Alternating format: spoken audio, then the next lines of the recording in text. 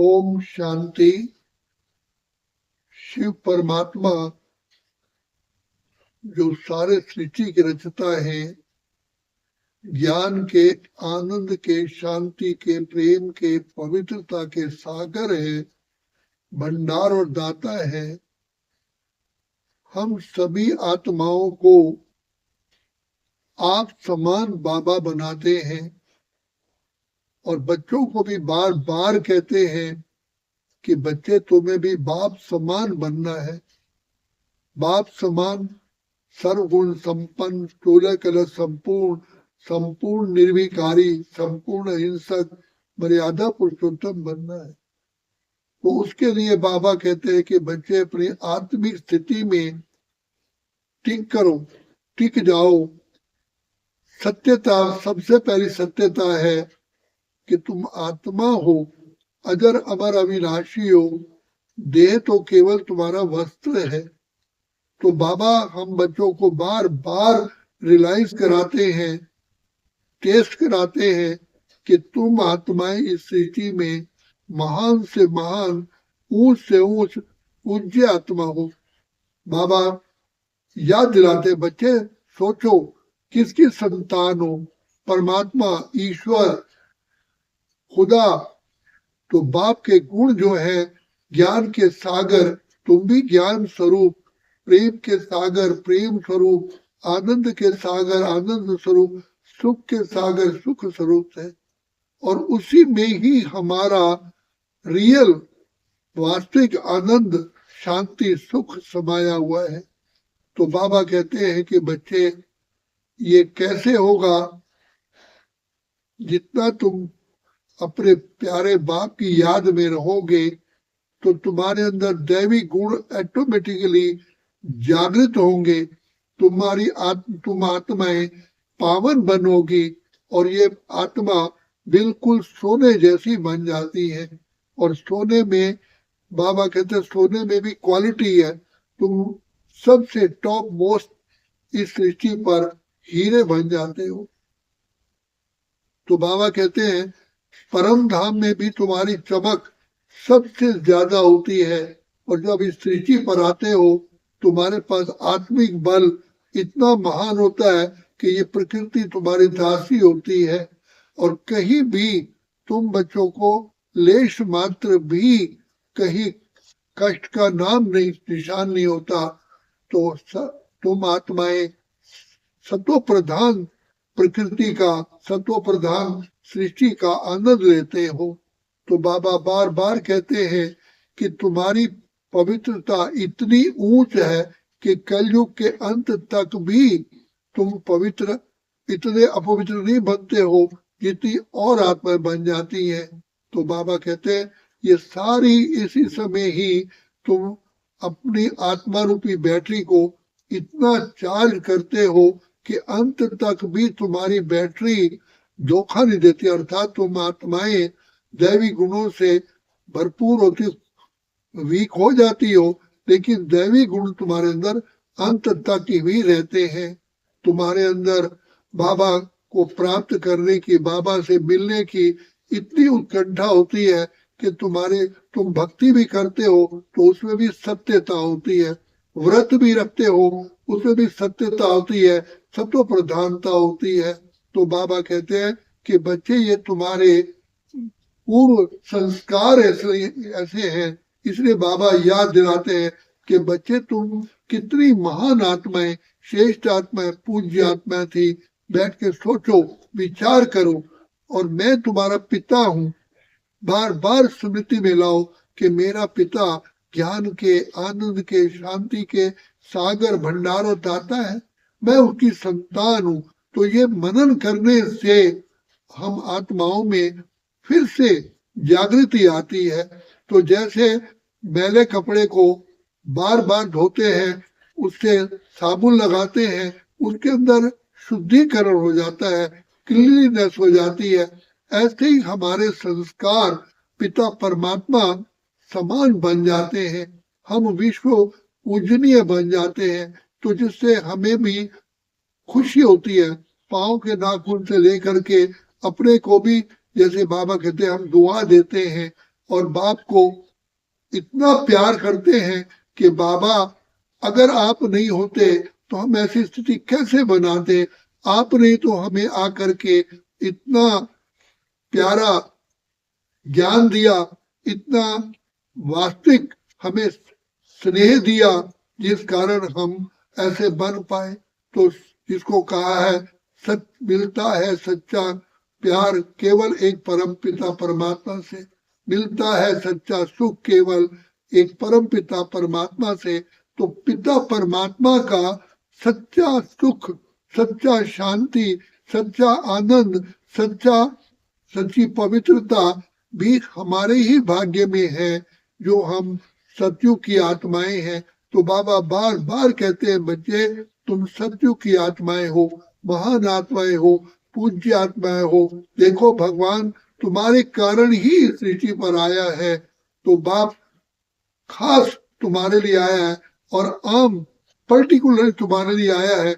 वैसे तो सारे संसार का ही मुझे कल्याण करना है, लेकिन खास मैं तुम बच्चों के लिए आया हूँ। तुम ही इतनी संसार की महान से महान, पूज्य से पूज्य श्रेष्ठ आत्मा थी।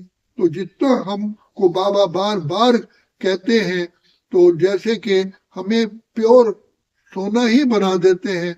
तो बाबा कहते हैं, बच्चे जैसे ब्रह्मा बाप ने अपने आप को कितना अपने आप को बनाया, रोज ही अपनी चेकिंग करते थे कि मैं, मेरे मन ने, मेरी बुद्धि ने, मेरे संस्कारों ने, मेरी कर्म इंद्रियों ने कहीं धोखा तो नहीं दिया। तो बाबा बार बार कहते हैं, बच्चे युग युगांतर की प्राप्ति है, कल्प कल्पांतर की प्राप्ति है। अगर एक बार तुमने मिस कर दिया तो कल्प कल्प के लिए मिस हो जाएगा। देखो भगवान बार बार हमें कहते हैं, अटेंशन दिलवाते हैं, बच्चे अटेंशन रखो, चेक करो और चेंज करो। अगर चेक किया, चेंज नहीं किया तो भी काम नहीं चलेगा। तो बाबा हम बच्चों को वही संस्कार भरते हैं।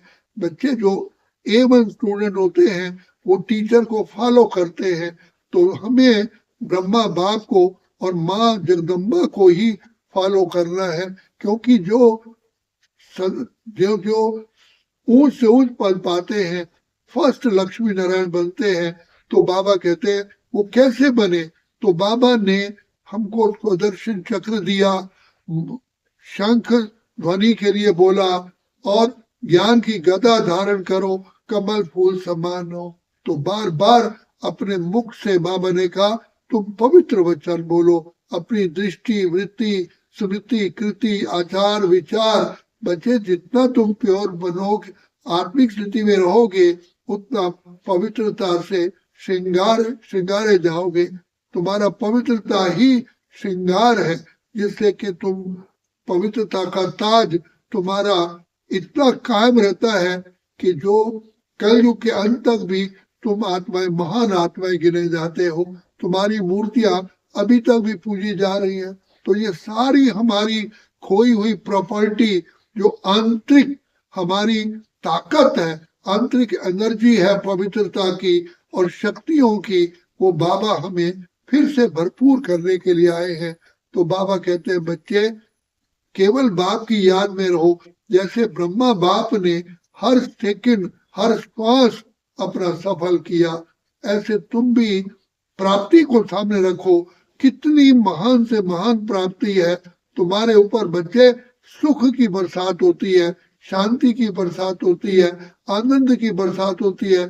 तुम अति सुख के झूले में झूलते हो। बाबा इसलिए बार बार कहते हैं, बच्चे बाप और वर्षा सामने रखो। कितनी बड़ी प्राप्ति होती है बच्चे। ये प्राप्ति तुम्हारे सारे कल्प के लिए, सदा के लिए ही फिक्स हो जाती है। अगर इस कल्प में तुमने पाया, मेहनत करके हर कल्प ही ऐसी मेहनत करते रहोगे और मुझ पिता परमात्मा से सर्व अधिकार प्राप्त करोगे और कर रहे हो। इसलिए बाबा बार बार हम पर बलिहार जाते हैं। तो बाबा कहते हैं, जो बाप पर बलिहार जाते हैं, बाप को दिल व जान सिकवा प्रेम से प्यार करते हैं, याद करते हैं, तो वही बाप भी बार बार उन पर बलिहार जाते हैं।